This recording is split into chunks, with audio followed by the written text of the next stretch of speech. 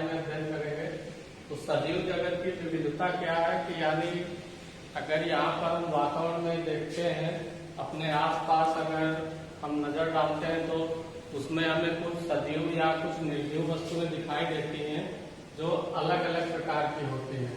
अगर मान लीजिए जीव जगत में सजीव एवं निर्जीव दोनों प्रकार की वस्तुएं उपस्थित हैं और दोनों का ही निर्माण तत्वों से मिलकर होता है, यानी सजीव जो होते हैं उनका भी निर्माण तत्व ही करते हैं और जो निर्जीव होते हैं उनका भी निर्माण तत्वों के द्वारा ही होता है। अब जो सजीव होते हैं, सजीवों का शरीर कार्बनिक एवं अकार्बनिक पदार्थों से मिलकर होता है। अगर सजीवों के निर्माण से देखा जाए तो मुख्यतः जो 99% भाग है वो कार्बन, हाइड्रोजन, ऑक्सीजन और नाइट्रोजन से होता है। और सजीवों का प्रमुख लक्षण क्या है कि जीव द्रव्य की उपस्थिति। जीव द्रव्य क्या है, इसे अंग्रेजी में प्रोटोप्लाज्म कहते हैं। और जीव द्रव्य एक जटिल क्रिस्टलीन कोलाइडी सजीव द्रव्य है और जीव द्रव्य में ही जीवित कोशिकाओं में उपापचय क्रिया जो होती है वो संपन्न होती है। या इस प्रकार से हम कह सकते हैं कि जीव द्रव्य में ही जीवन संबंधी जितनी भी क्रियाएं होती है सजीवों की वो सब संपन्न होती है। इसलिए जो हक्सले एक वैज्ञानिक थे, उन्होंने जीव द्रव्य को जीवन का भौतिक आधार कहा। अब जीव द्रव्य का जो उत्पादन होता है वो कैसे होता है, तो सजीवों में जो पदार्थ होते हैं, कार्बनिक पदार्थ या अकार्बनिक पदार्थ, तो वो एक विशेष अनुपात में मिलकर जीव द्रव्य का निर्माण करते हैं। जैसे जो कार्बनिक पदार्थ होते हैं और अकार्बनिक पदार्थ वो एक विशेष अनुपात में मिलकर जीव द्रव्य का निर्माण करते हैं। अब अगर जीवन की परिभाषा देखी जाए तो जीवन की कोई उपयुक्त परिभाषा नहीं होती है। इसे हम केवल इतना समझ सकते हैं कि जो संगठित पदार्थ यानी जीव द्रव्य है उसे उसकी जैविक दशा को ही जीवन कहा गया। यानी ये तभी जीवन तभी संभव है जब शरीर में जीव द्रव्य की उपस्थिति हो। अगर जीव द्रव्य है तभी जीवन है, अन्यथा केवल जीवन नहीं है। अब अगर बात की जाए सजीव क्या है, तो वे वस्तुएं जो वृद्धि, विकास, प्रतिक्रिया तथा विकास के जो दूसरे लक्षण है या जीवन के जो दूसरे लक्षण है उन्हें प्रदर्शित करते हैं, तो उन्हें हम क्या कहते हैं, सजीव कहते हैं। अब सजीवों में ऐसे क्या लक्षण होते हैं जिनके द्वारा हम इसे सजीव कह सकते हैं, तो नंबर 1 पर है वृद्धि। यानी जितने भी सजीव होते हैं सभी में वृद्धि एक मुख्य लक्षण है जो उन्हें निर्जीवों से अलग बनाता है। वृद्धि चाहे कोई भी जंतु हो या कोई भी पादप हो, सभी में वृद्धि निरंतर होती रहती है। अगर जंतुओं की बात की जाए तो इसमें वृद्धि एक निश्चित समय तक होती है। अगर पादपों की बात की जाए तो उसमें जीवन पर्यंत वृद्धि चलती रहती है। अब अगर मान लीजिए कि भार को वृद्धि का एक रूप माना जाए तो फिर कुछ निर्जीव पदार्थों में भी या निर्जीव वस्तुओं में भी वृद्धि होती है। जैसे टीले होते हैं या फिर पहाड़ पर्वत वगैरह होते हैं, तो उनमें भी धीरे धीरे क्या होती है कि मृदा इन पर जमती जाती है, इकट्ठा होती जाती है और उनके भी भार में वृद्धि होती है। लेकिन अगर मुख्य रूप से देखा जाए तो वृद्धि केवल सजीवों में ही होती है, वो चाहे पादप हो या जंतु हो। तो वृद्धि यहाँ पर निर्जीव और सजीव में वृद्धि के द्वारा हम डिफाइन कर सकते हैं कि ये सजीव है कि निर्जीव है। नंबर 2 पर जनन है।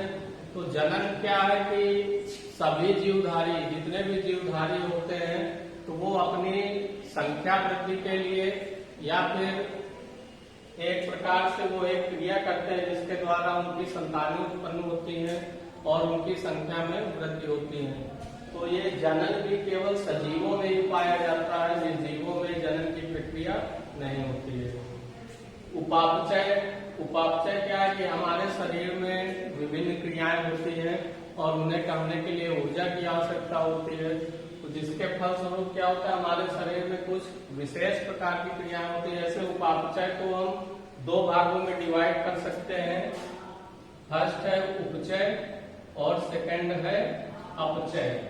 तो उपचय क्या है कि इसमें जो कम या सरल अणु से जटिल अणु या जटिल पदार्थों की उत्पत्ति होती है, तो उसे हम उपचय कहते हैं। जैसे प्रकाश संश्लेषण की क्रिया, तो प्रकाश संश्लेषण की क्रिया उपचय के अंतर्गत आती है और इसमें क्या होता है कि सरल अणुओं से जटिल अणुओं की उत्पत्ति होती है, यानी सरल अणु मिलकर जटिल अणु या जटिल पदार्थ बनाते हैं।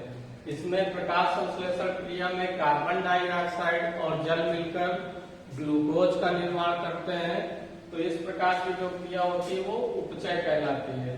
अपचय क्या है कि इसमें जटिल अणुओं से सरल जटिल अणु जो होते हैं उनमें अपघटन होता है, यानी विघटन होता है या वो टूटते हैं और उसके बाद कुछ सरल पदार्थों की उत्पत्ति होती है। तो इस क्रिया के अंतर्गत जैसे श्वसन की क्रिया है, इसमें क्या होता है कि जो भोज्य पदार्थ होते हैं ग्लूकोज के रूप में, उनका विखंडन ऑक्सीजन की उपस्थिति में होता है और फिर कार्बन डाइऑक्साइड जल और ऊर्जा उत्पन्न होती है। तो इस प्रकार से सभी जीवधारियों में ये उपापचय की क्रियाएं होती हैं और निर्जीवों में नहीं होती है। अब अगला बात की जाए तो संवेदनशीलता एवं अनुकूलनशीलता। संवेदनशीलता क्या है कि कोई भी जीव है वो जिस वातावरण में रहता है उसके प्रति वह प्रतिक्रिया व्यक्त करता है या उसे कुछ संवेदनाएं प्राप्त होती है।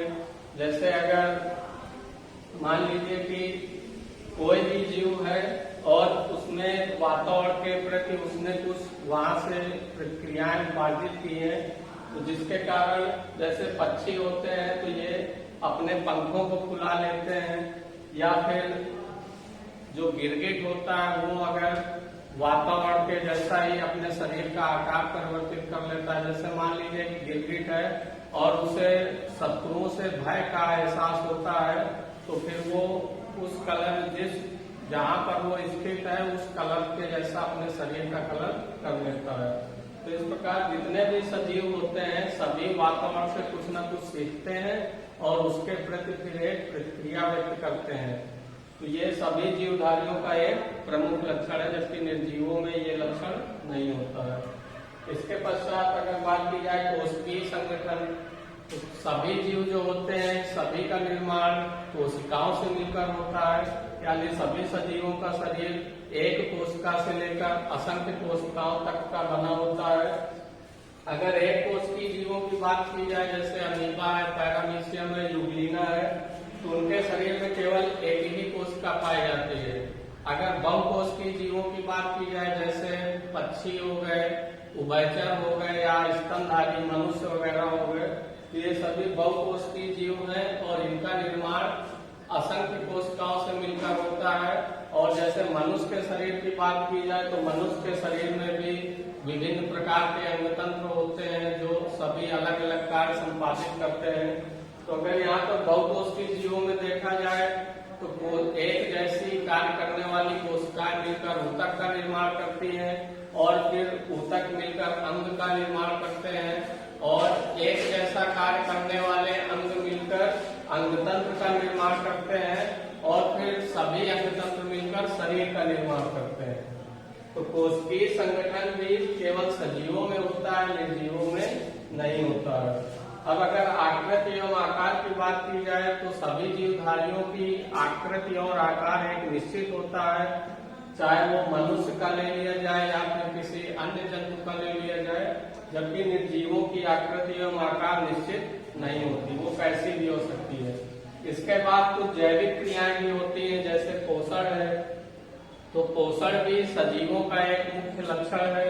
इसके द्वारा क्या करते हैं कि जितने भी सजीव होते हैं वो भोजन को ग्रहण करके और उससे पोषक पदार्थ प्राप्त करते हैं।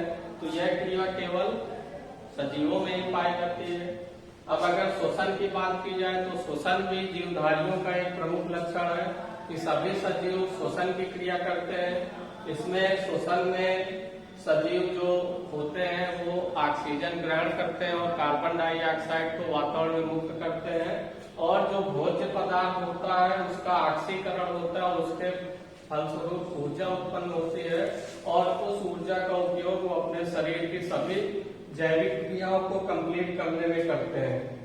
इसके पश्चात उत्सर्जन, तो उत्सर्जन भी जीवधारियों का प्रमुख लक्षण है। उत्सर्जन में क्या होता है कि जो सजीव होते हैं वो कार्बन डाइऑक्साइड के रूप में तो बाहर उत्सर्जित करते हैं अपशिष्ट पदार्थ के रूप में। लेकिन इसके साथ में जब उपापचयी क्रियाएं होती है तो उसमें भी कुछ हानिकारक अपशिष्ट पदार्थ होते हैं नाइट्रोजन युक्त, तो उन्हें भी शरीर से समय समय पर बाहर निकालना आवश्यक होता है।